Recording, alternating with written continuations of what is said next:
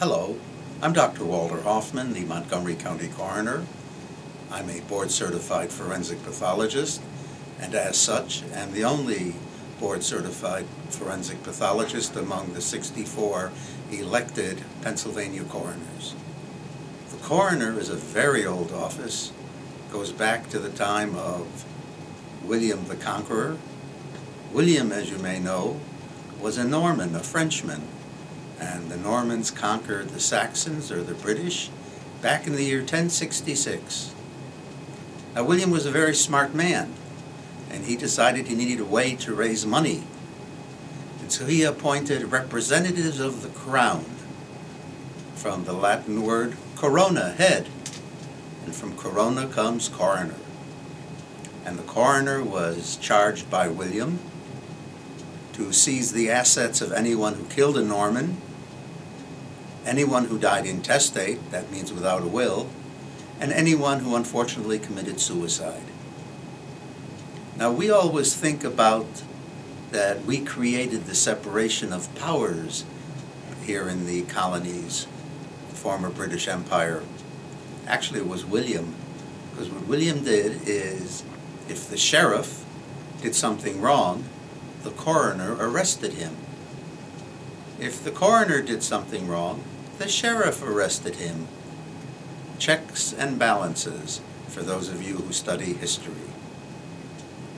Richard the Lionhearted, some 125, 150 years later, went on the Crusades to the Holy Land. On one of those crusades back from the Holy Land, he was captured outside Vienna, Austria. It was the coroner's money that ransomed him. Since we're a product of the British Empire, our friend William Penn brought the coroner system to the colonies. And there's some very interesting stories of bodies floating down the Delaware, coming onto the Pennsylvania side, and the coroner and 6 true citizens came to view the body and determine why the person died and how they died. It wasn't until the latter part of the 19th century, 1880s, that the good citizens of Massachusetts made a tremendous change. They said you had to be a doctor to pronounce death. That was the beginning of the medical examiner system. The first true system was in New York City, when Charles Norris, a pathologist at one of the hospitals in New York City, became the chief medical examiner of New York. Now, it's interesting, Charles Norris is a direct descendant of Isaac Norris.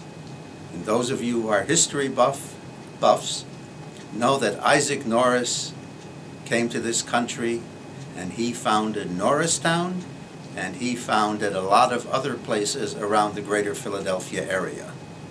And so Charles Norris became the first medical examiner, and I follow in his footsteps as being the first forensic pathologist coroner in the history of Montgomery County.